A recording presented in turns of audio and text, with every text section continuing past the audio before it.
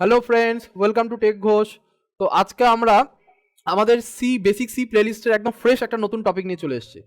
এই টপিকটার নাম হলো স্ট্রাকচার। দেখো, তোমরা যদি এক্সাম পার্সপেক্টিভে ভাবো, তোমরা যদি তোমাদের বোর্ড পার্সপেক্টিভে ভাবো, তাহলে structure is one of the frequently asked questions, frequently asked topics বলতে পারো। মানে এই টপিক থেকে অনেক কোশ্চেন চলে আসে। তবে টপিকটা খুবই ইজি, দেখা যাক স্ট্রাকচারটা কি। তো বেসিক্যালি স্ট্রাকচারটা কি? স্ট্রাকচারটা হলো একটা ইউজার ডিফাইন্ড ডেটা টাইপ। এতদিন আমরা যেসব ডেটা টাইপ নিয়ে কাজ করেছি সেগুলো হলো ইন্টিজার, ফ্লোট, ক্যারেক্টার, ডবল, এগুলো। কিন্তু এখন থেকে আমরা নিজেদের ডেটা টাইপ তৈরি করব। তার জন্য এটাকে বলা হয় ইউজার ডিফাইন্ড ডেটা টাইপ, বা কেউ যদি এটাকে প্রোগ্রামার ডিফাইন্ড ডেটা টাইপ বলে তাও এটা কারেক্ট। মানে যে ডেটা টাইপ আমাদের হাতে আছে আমরা তৈরি করতে পারি নিজেদের ইচ্ছে মতন বা নিজেদের দরকার অনুযায়ী।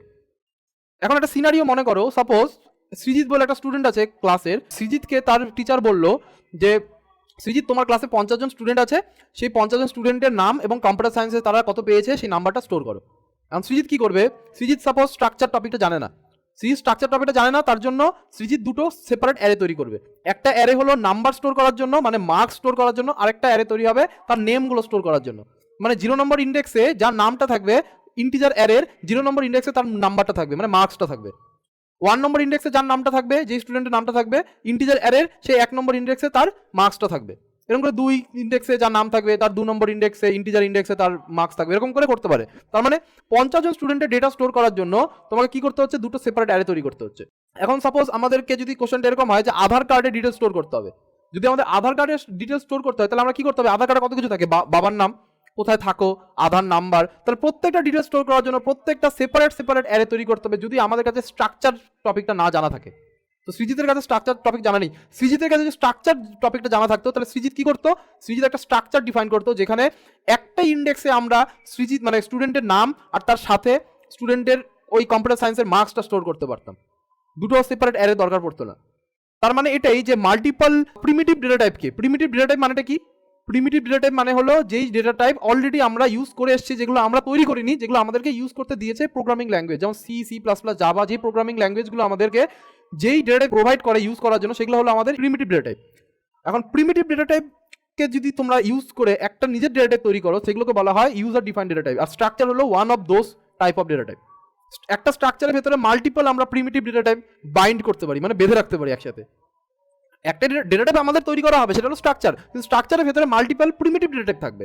মানে একটা ডেটা টাইপের ভেতরে ইন্টিজারও আছে, ফ্লোটও আছে, ডাবলও আছে, আবার স্ট্রিং রাখলাম, ক্যারেক্টার রাখলাম। তো একটা ডেটা টাইপের ভেতরে বিভিন্ন প্রিমিটিভ ডেটা টাইপকে আমরা বাইন্ড করছি।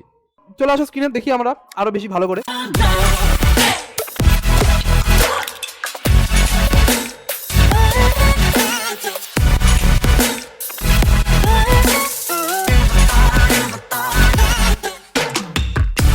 তো দেখতে পাচ্ছ এটা আমাদের পিডিএফ। তো এই পিডিএফ এর মধ্যে প্রথমে আমরা ইন্ট্রোডাকশন দেখতে পাচ্ছ এখানে, হোয়াট ইজ আ স্ট্রাকচার। দেখো, ইন্ট্রোডাকশন তোমরা অলরেডি অ্যান্ড থিওরি পার্টটা তোমরা অলরেডি পিডিএফ দেখে পড়ে নিতে পারবে। পিডিএফ আমি বেশি এক্সপ্লেন করছি না, একদম আমার নিজের হাতে আর একদম আমার ভাষায় সুন্দর করে ইজিভাবে আমি পিডিএফটা বানিয়ে রেখেছি। তোমরা এই পিডিএফটা পড়ে নেবে নিজের মতন করে। যদি কোথাও অসুবিধা হয় কমেন্টে জানাবে, আমাদের টিম এক্সপ্লেন করবে, ঠিক আছে?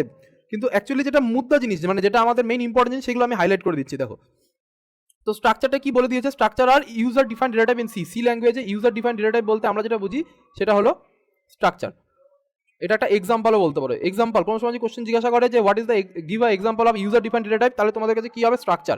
এছাড়াও স্ট্রাকচার একটা ভাই হয়, তার নাম হলো ইউনিয়ন, সেটা আমরা পরের টপিকে দেখবো। তো আপাতত স্ট্রাকচার আমাদের ইউজার ডিফাইন্ড ডেটা টাইপ। কি বলেছে দেখো, structure allows us to combine data of different type together. মানে আমাদের ডিফারেন্ট ডেটা টাইপ, যেগুলো ইন্টিজার, ফ্লোট, ডিফারেন্ট ডেটা টাইপকে কম্বাইন করতে সাহায্য করে আমাদের structure. It is used to create a complex data type which controls diverse information. Complex data type বলতে একটা ডেটা টাইপের ভিতরে মাল্টিপল ডেটা টাইপকে বলা হয় কমপ্লেক্স ডেটা টাইপ। আর এই ডেটা টাইপ আমরা কমপ্লেক্স ডেটা টাইপ তৈরি করতে আমাদের কে সাহায্য করে? স্ট্রাকচার সাহায্য করে। There are very similar to array. অ্যারের মতনই অনেকটা, বাট অ্যারেতে কি হয়? অ্যারেতে আমরা একটা পার্টিকুলার ডেটা টাইপ স্টোর করতে পারি। যদি আমরা 50 সাইজের একটা অ্যারে তৈরি করি ইন্টিজার, তাহলে 50টা ইন্ডেক্সে কিন্তু আমরা ইন্টিজার নাম্বারই স্টোর করতে পারবো। আমরা মাল্টিপল ডেটা টাইপ স্টোর করতে পারবো না, কিন্তু স্ট্রাকচারে কিন্তু সেটা সম্ভব। একটা স্ট্রাকচারের মধ্যে আমরা মাল্টিপল ডেটা টাইপ স্টোর করতে পারি, বা মাল্টিপল ডেটা টাইপের ডেটা স্টোর করতে পারি। দেখো, এখানে একটা গল্পের মতন বলেছে, suppose we want to store info of 1000 employees. 1000 এমপ্লয়িজের যদি আমাদের ডিটেল স্টোর করতে হয়, একটা কোম্পানি, ধরুন এবিসি প্রাইভেট লিমিটেড কোম্পানি আছে, তার 1000 জন কর্মচারী আছে, এমপ্লয়িজ আছে, তাদের ডেটা যদি স্টোর করতে হয় তোমাকে একটা সিঙ্গেল ডেটা টাইপে, then you must use the structure.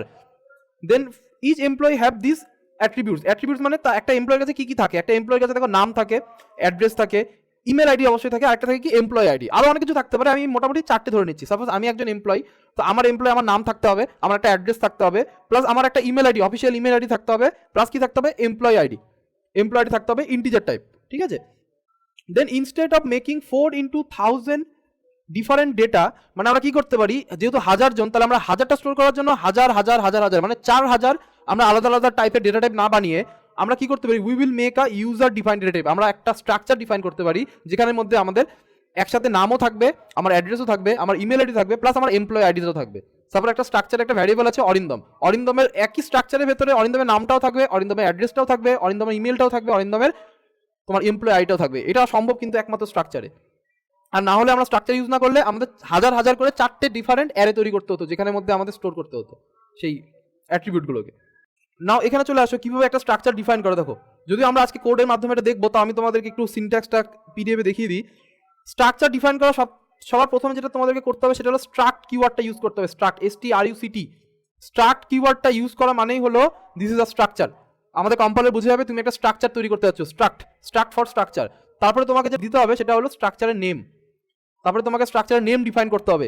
Name define করার পর তারপরে তোমাকে ডেটা টাইপ অ্যান্ড ভ্যারিয়েবলের নাম, ডেটা টাইপ ভ্যারিয়েবল নাম, ধরুন এখানের মধ্যে আমি ইন্টিজার দিলাম, এমপ্লয় আইডি দিলাম, এখানে ধরুন আমি ফ্লোট দিলাম, স্যালারি দিলাম, ঠিক আছে। এরকম করে দেখো একটা স্ট্রাকচারের ভেতরে এখানে আমরা মাল্টিপল ডেটা টাইপ আমরা স্টোর করতে পারি। ধরুন এখানে ইন্টিজার, এমপ্লয় আইডি, তারপরে ধরুন আমি একটা ফ্লোট টাইপ ডেটা বানালাম, ফ্লোট, এখানে দিলাম ধরুন স্যালারি। দেখতে পাচ্ছ একটা স্ট্রাকচারের ভেতরে আমরা বিভিন্ন মাল্টিপল ডেটা টাইপ স্টোর করছি, এমপ্লয় আইডি স্টোর করছি, ফ্লোট, স্যালারি স্টোর করছি।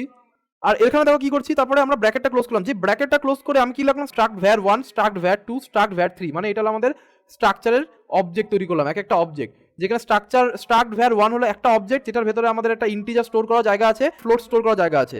তেমনই স্ট্রাকচার 2, যেখানে স্ট্রাকচার 2 আমাদের ইন্টিজার স্টোর করার জায়গা আছে, ফ্লোট স্টোর করার জায়গা আছে। এরপর আমাদের স্ট্রাকচার 3, যেখানে ইন্টিজার স্টোর করার জায়গা আছে, ফ্লোট স্টোর করার জায়গা আছে, মানে 3টে টাইপ আলাদা আলাদা ভ্যারিয়েবল বানালাম, যেখানে স্ট্রাকচার 1 একটা ভ্যারিয়েবলের নাম, স্ট্রাকচার var 2 হলো একটা ভ্যারিয়েবল নাম্বার, স্ট্রাকচার var 3 হলো আরেকটা ভ্যারিয়েবলের নাম্বার নেম। আমি বলে দিয়েছি এখানে সুন্দর করে, this are the structure type global variable. তো তোমরা এখানে দেখতে পাচ্ছ যে এটা হলো আমাদের structure var 1, struct var 2, struct var 3, 3টে ডিফারেন্ট ভ্যারিয়েবল, ঠিক আছে। এবার দেখো কি বলছে, we also can create var inside the main locally, তার মানে এই 3টে আমাদের গ্লোবাল ভ্যারিয়েবল।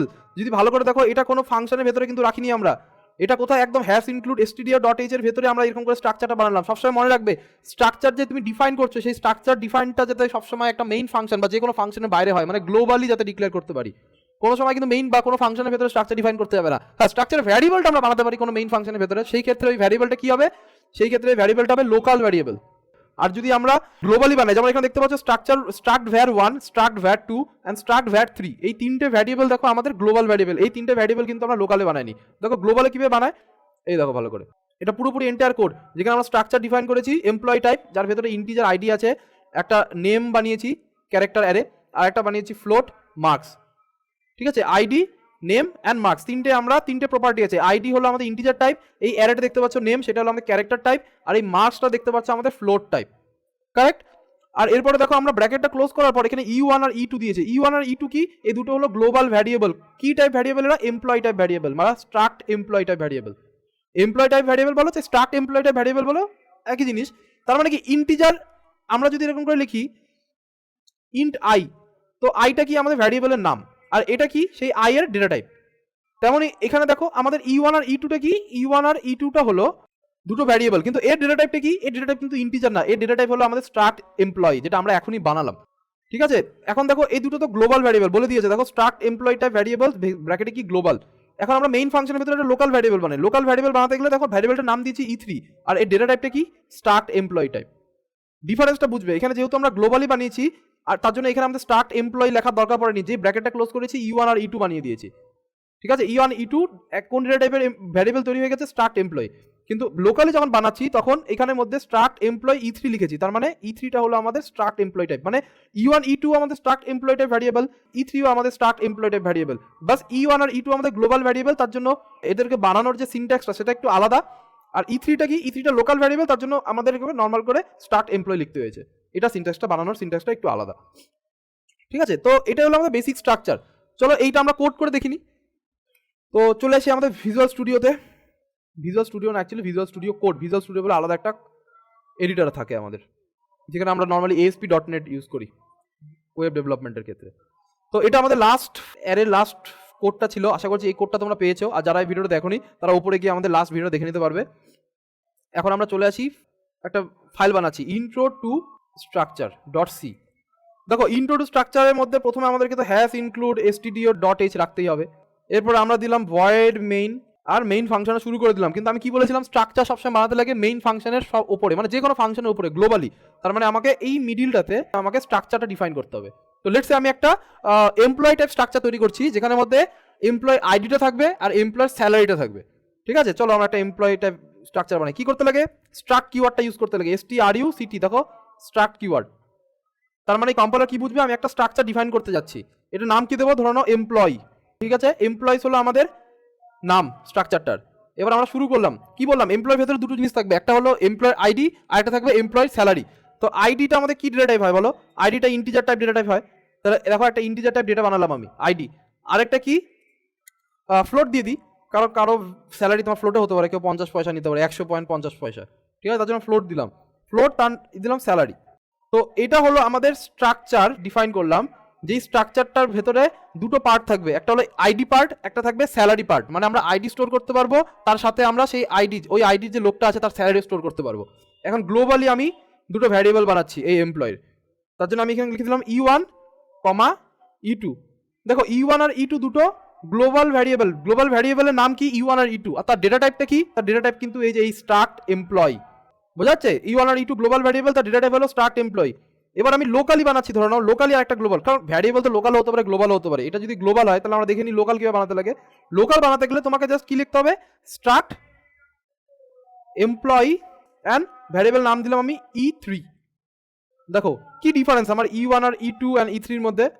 দেখো E1 আর E2 আমাদের স্ট্রাক্ট এমপ্লয় টাইপ ভ্যারিয়েবল, আর E3ও আমাদের স্ট্রাক্ট এমপ্লয় টাইপ ভ্যারিয়েবল। ডিফারেন্সটা এটাই, E1 আর E2 হলো আমাদের গ্লোবাল ভ্যারিয়েবল, আর E3টা হলো আমাদের লোকাল ভ্যারিয়েবল, মেইন ফাংশনের ভেতরে বানানো। E3টা হলো মেইন ফাংশনের ভেতরে একটা লোকাল ভ্যারিয়েবল। এখন চলো E1 আর E2 আর E3 তিনটের মধ্যে ভ্যারিয়েবলে ইনসার্ট করি আমরা। আমি কি বললাম, প্রত্যেকটা ভ্যারিয়েবলের ভেতরে দুটো পার্ট থাকে, একটা হলো আইডি পার্ট আর একটা হলো স্যালারি পার্ট। দেখতেই পাচ্ছ ID part and salary part. তাহলে আমরা যেটা করবো সেটা E1 এর প্রথমে ইনসার্ট করলাম। E1 দেখো ডট দিচ্ছি, ডট অপারেটর আমাদেরকে সাহায্য করবে এক একটা ভ্যারিয়েবলের প্রত্যেকটা ব্লকে ইনসার্ট করতে। তাহলে E1 এর ভেতরে দুটো ব্লক আছে, একটা হলো আইডি ব্লক, একটা হলো স্যালারি ব্লক। তো লেটস সে আমি E1 ডট আইডি লিখলাম, আর সেখানে আমি দিয়ে দিলাম 100। তার মানে এমপ্লয় আইডি, E1 এর এমপ্লয় আইডি কত, 100। অ্যান্ড দেন E1 এর আরেকটা পার্ট আছে স্যালারি, E1 এর স্যালারি দিয়ে দিলাম আমি ধরে নাও 10,000। ঠিক আছে, 10,000 হলো আমাদের E1 এর স্যালারি, আইডি কত 100, তার মানে 100 হলো আইডি আর স্যালারি 10,000। সিমিলারলি আরেকটা অবজেক্ট আছে আমাদের, তিনটা অবজেক্ট আছে, দুটো গ্লোবাল একটা লোকাল। তাহলে E2 হলো আমাদের আরেকটা গ্লোবাল। তো E2 দেখি আইডি কত, E2 আইডি ধরে নাও আমার E2 আগে জয়েন করেছে, তার জন্য E2 আইডি ধরে নাও 21। আর E2 যেহেতু আগে জয়েন করেছে ওর স্যালারিটা ধরে নাও বেশি, তো E2 স্যালারি ধরে নিচ্ছি আমি 30,000। E1 আমার হয়ে গেল, E2 হয়ে গেল। এবার দেখো লোকাল ভ্যারিয়েবলটা বানাচ্ছি, একই সেম ভ্যারিয়েবল, যেহেতু লোকাল গ্লোবাল একই জিনিস। ওটাকে গ্লোবালি বানানো হয়েছে ফাংশনের বাইরের জন্য গ্লোবাল ভ্যারিয়েবল, এটাকে ফাংশনের ভেতরে বানানো হয়েছে এই জন্য এটা লোকাল ভ্যারিয়েবল। কিন্তু E3টাকেও আমার ইনসার্ট একইভাবে করতে হবে। কেমন করে, E3 ডট E3 নতুন জয়েন করেছে, তার জন্য E3 আইডি ধরে নাও 156। আর E3 স্যালারিটা কম, যেহেতু এক্সপিরিয়েন্স কম, তাহলে E3 ডট স্যালারি আমি দিয়ে দিলাম ধরে নাও 7,000। দেখো ভালো করে, টোটাল তিনটে ভ্যারিয়েবল বানিয়েছি আমি। কি টাইপ ভ্যারিয়েবল, স্ট্রাক্ট এমপ্লয়, যার মধ্যে E1 E2 দুটো ভ্যারিয়েবল হলো গ্লোবাল, আর E3 হলো আমাদের লোকাল। আর এক্ষেত্রে E1 এর আইডি হলো আমার 100 আর তার স্যালারি হলো 10,000। E2 আমাদের এক্সপিরিয়েন্স এমপ্লয়ি, প্লেয়ার না, তো ওর আইডি হলো আমার 21 আর ওর স্যালারি বেশি 30,000। আর তার মানে E3 যে লোকাল ভ্যারিয়েবল বানিয়েছিলাম তার আইডি দিয়ে রেখেছি 156 অ্যান্ড স্যালারি দিয়েছি আমরা 7,000। এবার আমি দেখি এটাকে প্রিন্ট কিভাবে করবো। এটা তো হয়ে গেল আমাদের ভ্যারিয়েবল তৈরি করা হয়ে গেল, আর ভ্যারিয়েবল আমাদের ভেতরে ইনসার্টও করা হয়ে গেল, মানে ভ্যালু ইনসার্ট করে দিয়েছি। এবার আমি আউটপুটে প্রিন্ট করতে চাই, তো প্রিন্ট করার জন্য সেম, ধরুন আমি এখানে প্রিন্টএফ লিখলাম, প্রিন্টএফ করে এখানে লিখে দিলাম E1 আইডি বা এমপ্লয়ি 1 আইডি ইকুয়াল টু দিয়ে %d। আর এখানে কিভাবে ফেচ করব, এমপ্লয়ি 1 মানে কি E1 ভ্যারিয়েবল আর তার ডট দিয়ে আইডি। তেমনই আমি তার স্যালারি দেখাতে চাই, তো স্যালারি দেখাতে চাইলে আমি এখানে লিখবো, তোমরা নতুন লাইনে চলে যাও, এমপ্লয়ি 1 স্যালারিটা দেখিয়ে দাও। এখানে লিখবো স্যালারি, আর এটা কি %f হবে না, ফ্লোট ফর %f। আর সেখানে আমাদের E1 ডট আইডির জায়গায় এখানে দিয়ে দেবো E1 ডট স্যালারি। দেখো ভালো করে, এখানে এমপ্লয়ি 1 এর আমাদের আইডিও স্টোর হয়ে যাবে, স্যালারি স্টোর হয়ে গেল। সেভ করলাম, প্রোগ্রামটাকে রান করলাম, দেখো সুন্দর করে এমপ্লয়ি 1 এর আইডি 100 দেখিয়ে দিল অ্যান্ড স্যালারি আমার 10,000 দেখিয়ে দিল। দেখো 10,000 পরে 6টা শূন্য দিয়েছে। আমরা অলরেডি ডিসকাস করেছি ডেটা টাইপ পার্টে যে ফ্লোট কি করে, পয়েন্টের পরে 6টা ডেসিমাল প্লেসেস নেয়। যেহেতু এটা আমাদের 10,000 দেওয়া ছিল, 10,000 পরে পয়েন্টের পরে আর কোনো ফ্র্যাকশনাল ভ্যালু ছিল না, তার জন্য 6টা শূন্য দিয়ে দিয়েছে। ঠিক আছে, আমরা যদি এখানের মধ্যে এমপ্লয়ি 1-এর স্যালারি 10,000.996 এরকম দিই, তাহলে দেখো আউটপুটে কি আসবে ভালো করে দেখবে। আমি টার্মিনালটা ক্লিয়ার করলাম CLS দিয়ে, আবার রান করলাম। এমপ্লয়ারের আইডি 100 অ্যান্ড স্যালারি তোমার 9876, আর লাস্টে 9876কে ওকে 98 ওই তো 7305 করে দিয়েছে, মানে একটা রাউন্ড ফিগার নিয়ে চলে আসছে 6টা ডিজিটে। ঠিক আছে, এখানে তোমরা যে এফ দিয়ে দাও তাহলে দেখো কি হয়, একই রকম, মানে 9876টাকে ও কি করলো, ফ্র্যাকশনাল কনভার্টে করে নিল। সেটা অত যায় আসে না, তোমরা জানো পয়েন্টের পরে ভ্যালু কমে যায়। তো এটা হলো আমাদের স্ট্রাকচারের টপিক। মেইন ব্যাপারটা হলো যে আমরা স্ট্রাকচার দেখো E1 E2 E3 কিন্তু আমরা ভ্যারিয়েবল তৈরি করেছি, but this time this variable is user defined data type. যেই ভ্যারিয়েবল ডেটা টাইপটা আমরা তৈরি করেছি, আমাদের সি ল্যাঙ্গুয়েজ কিন্তু এমপ্লয় টাইপ ডেটা তৈরি করে দেয়নি। আমরা একটা এমপ্লয় ডেটা টাইপ তৈরি করলাম স্ট্রাকচারের হেল্প নিয়ে। এখন এমপ্লয়ের ভেতরে কি আছে, প্রিমিটিভ ডেটা টাইপ আছে। দেখো এমপ্লয় স্ট্রাকচারের ভেতরে আমরা প্রিমিটিভ ডেটা টাইপ, তার মানে যদি আমরা সামারাইজ করি জিনিসটা কি, স্ট্রাকচার হলো আমাদের প্রোগ্রামার ডিফাইন একটা ডেটা টাইপ বা ইউজার ডিফাইন ডেটা টাইপ। যে ইউজার ডিফাইন ডেটা টাইপ আমরা তৈরি করি with the help of structure, and স্ট্রাকচারের ভেতরে আমরা যেটা রাখি সেটা হলো combination of different type of data type বলতে পারো, প্রিমিটিভ ডেটা টাইপ বলতে পারো। তার মানে দেখো স্ট্রাকচারের ভেতরে different type of primitive data type রেখেছি। Different type of primitive data type মানে হলো ইন্টিজার আছে, ফ্লোট, এখানে ক্যারেক্টারও থাকতে পারে, এখানে অন্য কোনো ডেটা টাইপও থাকতে পারে। বোঝা গেল? তো এটা হলো আমাদের স্ট্রাকচার। আমরা পরের দিন আরো কিছু টপিক স্ট্রাকচারে নিয়ে আসবো, যেখানে আমরা বিভিন্ন প্রবলেম সলভ করবো, তোমাদেরকে আরো ডেপথে নলেজটা দেবো স্ট্রাকচার কি হয়। দেখো স্ট্রাকচার যদি ভালো করে শেখো, তাহলে নেক্সট আমরা যেটা কভার করবো সেটা লিঙ্ক লিস্ট বা ডেটা স্ট্রাকচারের লিঙ্ক লিস্ট। তারপরে স্ট্রাকচার দিয়ে আমরা তৈরি করবো স্ট্যাক, কিউ, এগুলো সব ডেটা স্ট্রাকচারের পার্ট। আর এই পার্টের মধ্যে কিন্তু আমাদের স্ট্রাকচার ভেরি ইম্পর্টেন্ট, কারণ স্ট্রাকচার দিয়ে আমরা ডেটা স্ট্রাকচার শিখি। তো স্ট্রাকচার টপিকটা কিন্তু ভালো করে শিখতে হবে। যদিও আশা করছি এটা একদম ইজি টপিক, তোমাদের জন্য আমি ইজি বানাতে পেরেছি। যদি কোথাও ডাউট থাকে তোমরা কমেন্টে জানাও, আর আমাদের যদি কোথাও প্রবলেম হয় তোমরা আমাদের টেলিগ্রাম চ্যানেল তো আছেই, প্লাস আমাদের ফেসবুকে কমিউনিটি আছে, ফেসবুকে পেজ আছে, ফেসবুকের মেসেঞ্জার, ইনস্টাগ্রামে নতুন করে আমরা ইনস্টাগ্রামে অ্যাকাউন্ট করেছি, ইনস্টাগ্রামে তোমরা আমাদের কাছে রিচ করতে পারো। আমাদের টিম কিন্তু সবসময় রেডি আছে তোমাদেরকে হেল্প করতে। তো আশা করছি ভিডিওটা ভালো লাগবে, আর যদি ভিডিওটা ভালো লেগে থাকে অবশ্যই লাইক করো, কমেন্ট করো, বন্ধুদের মধ্যে ছড়িয়ে দাও। সাবস্ক্রাইবার কিন্তু আমাদের জন্য খুব দরকারি। তো দেখা হচ্ছে পরের ভিডিওতে। Thank you.